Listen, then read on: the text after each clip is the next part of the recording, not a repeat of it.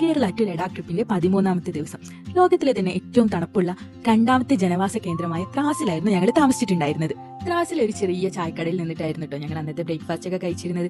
അവിടെ ഒരു ബാബയും ദീദിയും നടത്തുന്ന ഒരു കുഞ്ഞു കട, നല്ല രസമുണ്ടായിരുന്നു കേട്ടോ അത് കാണാൻ. രാവിലെ തന്നെ ചാവലും ചിക്കൻ കറിയും ആയിരുന്നു ഞങ്ങൾ കഴിച്ചിരുന്നത്. അതായത് ചാവൽ എന്ന് പറഞ്ഞാൽ നമ്മുടെ നാട്ടിലെ ചോറ്.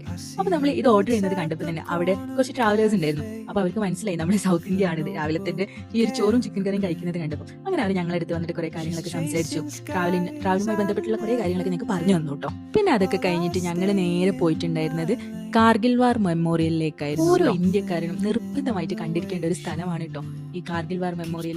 ശരിക്കും നമുക്ക് വേണ്ടി ജീവൻ ബലി കൊടുത്ത 500-ലധികം ധീര ജവാന്മാരുടെ ഒരു പുണ്യഭൂമി തന്നെയാണ്.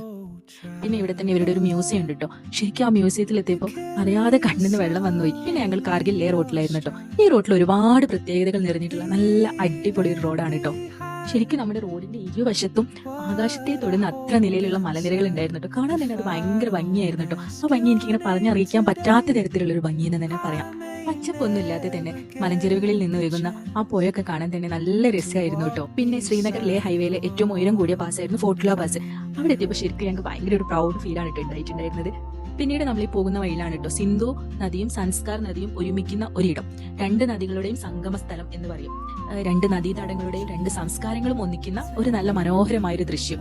കാർഗിൽ ലേ ഹൈവേയിൽ തന്നെയായിരുന്നു ആർമി നടത്തുന്ന ഒരു ഗുരുദ്വാര ഉണ്ടായിരുന്നു കേട്ടോ. ഞങ്ങൾ അവിടെ കയറിയിട്ട് ഇന്നത്തെ ഒരു ഡിന്നറൊക്കെ കഴിച്ചു. അംബ്രാസിന് അത് ശരിക്കും ഒരു ആദ്യത്തെ ഫീൽ ആയിരുന്നു കേട്ടോ. അതിനുള്ളിൽ കയറാൻ പറ്റിയതും അവരുടെ പ്രത്യേക രീതിയിലുള്ള ഒരു തുണി ഉപയോഗിച്ചിട്ട് തല മറിക്കുന്നതും ഒക്കെ അവനക്കതൊരു പ്രത്യേക ഫീൽ ആയിരുന്നു കേട്ടോ. അവർക്ക് ഭയങ്കര ഇഷ്ടപ്പെട്ടു അവിടുത്തെ ഒരു ഫുഡ്, അവരുടെ ഒരു കൾച്ചർ ഒക്കെ കാണാൻ തന്നെ നല്ല രസമുണ്ടായിരുന്നു കേട്ടോ. പിന്നെ ഞങ്ങൾ രാത്രിയായിരുന്നു നമ്മൾ ബുക്ക് ചെയ്തിട്ടുണ്ടായിരുന്ന ഹോം സ്റ്റേയിൽ എത്തിയിട്ടുണ്ടായിരുന്നത്. ലേയിൽ തന്നെയായിരുന്നു ഹോം സ്റ്റേ, ഒരു കാർത്തിക ഹോം സ്റ്റേ. നല്ല രസമുണ്ടായിരുന്നു കേട്ടോ. ഇവിടുത്തെ ഈ ഒരു പ്രത്യേക ഒരു ഷേപ്പിലുള്ള ഒരു വീടും അവിടുത്തെ ആളുകളും നമ്മുടെ റൂമൊക്കെ അതേ ഒരു ഷേപ്പ് തന്നെയായിരുന്നു. ഒരു പ്രത്യേക തരം ഷേപ്പിലുള്ള ഒരു തരം റൂമും അതിന്റെ ഒരു ഭംഗി തന്നെ വേറെ തന്നെയായിരുന്നു.